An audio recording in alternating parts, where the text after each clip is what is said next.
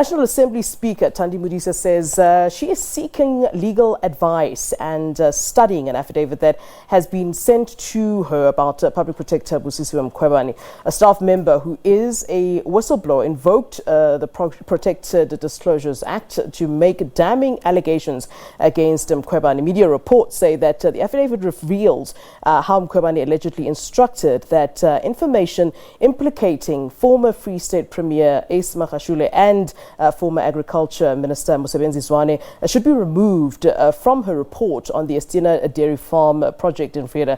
For more on this, we're joined on the line by spokesperson for the Public Protector, Oupa Segalwe. Oupa, thank you so very much, Mr. Segwale, for joining us here on SABC News. Good afternoon, Flo, and thank you so much for having us. You're welcome. Sir, just as a start, what is your first reaction to the fact that we're hearing, of course, that the National Assembly Speaker Thandi Modise is at this time seeking legal advice and studying that affidavit sent to her about the Public Protector? What do you have to say as a response to that? Well, first and foremost, let me indicate that the Public Protector views all of these claims as baseless. And that she suspects that the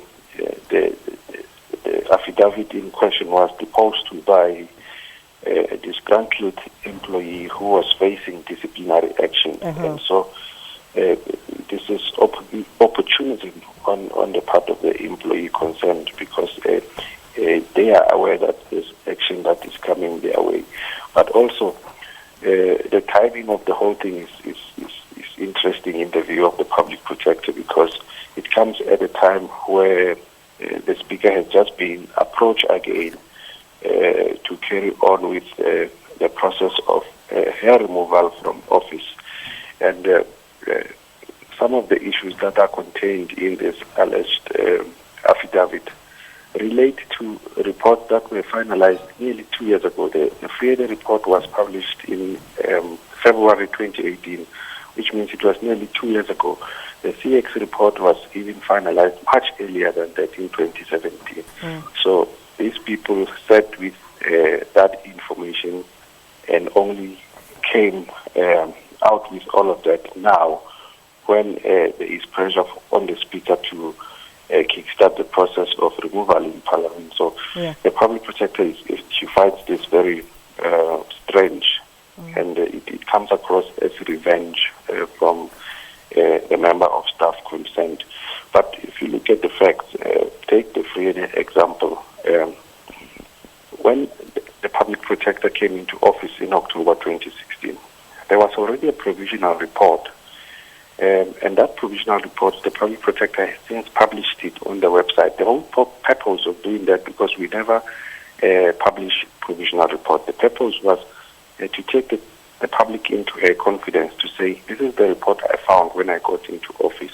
And if you look at that report, and if you know how the Public Protector's reports are structured, you know that they deal extensively with what the complaint was. In fact, it is a cut and paste. It is put there verbatim as received from the complainant. And then it goes to the issues that were then considered for investigation after analyzing the complaint, and then it moves to the findings and the remedial action. You look at all of those, you will not find any implication of any politician on the report that she found when she got into office. So it's difficult then to reconcile that with the claims that are coming up to say some information was removed from the report, because you cannot remove what was never there in the first place. So then let me just be straight then with the question then before we wrap up. I do understand you don't have a lot of time, but that report that is saying that she in fact instructed investigators to remove findings that would implicate politicians, including Ace Magashule and Mosebenzi Zwane, what then is the story there? Did she censor the report in any way? She denies those claims. That is exactly what I'm trying to explain, to say the report that she found when she arrived in office did not refer to any of those people. So you cannot remove from a report what was never there. The only time she interacted with the likes of Mr. Magashule and others was after she was requested by the Portfolio Committee on Justice to look at the role of politicians in that particular matter, which was never part of the previous complaint that gave rise to the initial investigation. That the second leg of that investigation, which focuses on the role of politicians, is underway and at an advanced stage. But it was never part of the investigation that she found in Sinstring when she assumed guilty. Mr. Segwale, now there is this affidavit by the whistleblower that you've now mentioned to me. It could be a staff member who is disgruntled. Now, when you have this affidavit and then there is information that could disprove what is in that affidavit, is the public protector in a position to disprove what is then in that affidavit? Is there proof that this is in fact untruths? Well, she has said that she will respond substantively to all of those allegations in due course, and I assume this would be at the right forum because she hasn't seen the affidavit in question.